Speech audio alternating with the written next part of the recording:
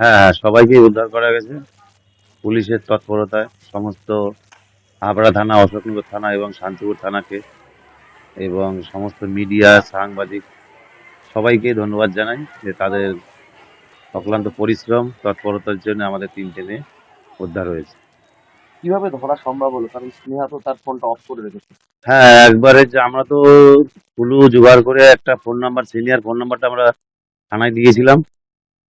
সেই সূত্র মারফতে পুলিশের প্রসেসিং অবস্থায় আগিয়ে গিয়ে তারপরে ট্র্যাক করে ধরেছে। কোথা থেকে ধরা হয়?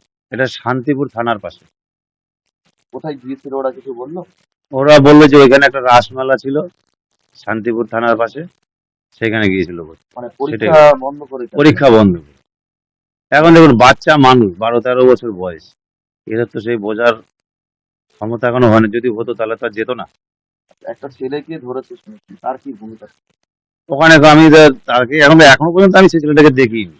এবার পরে আমি পুলিশ মারফত শুনতে পারলাম যে সিনিয়র নামে যে মেয়েটা, তার মার সঙ্গে নাকি ফেসবুক চ্যাটিং ছিল।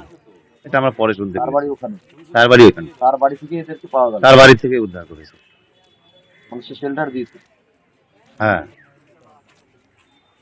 কি বলবেন এই যে অল্প বয়সী মেয়ে এইভাবে কারোর সঙ্গে চলে যাচ্ছে, তার বান্ধবীদের সঙ্গে, এই ধরনের বিষয়গুলো রুখতে গেলে কি করা দরকার?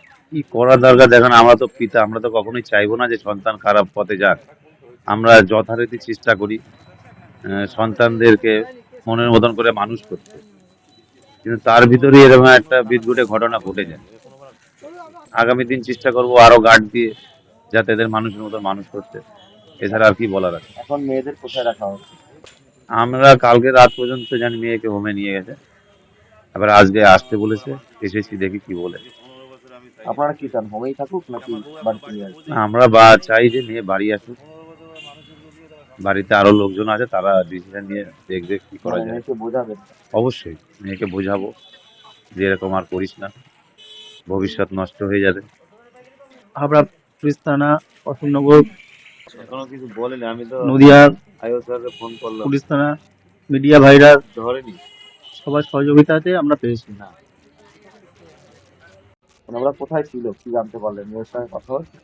মেয়ের সাথে কথা হয়েছে অল্প। নাম্বার আছে, উনি আমার বলছে ওরা বললো, ওরা বলছে যে আমরা আমরা শান্তিপুরে রাসমেলা দেখতে গেছিলাম, তারপরে গিয়ে আর রাস্তা ভুলে গেছি, আর আসতে পারছি না, এটুকু কথা হলো।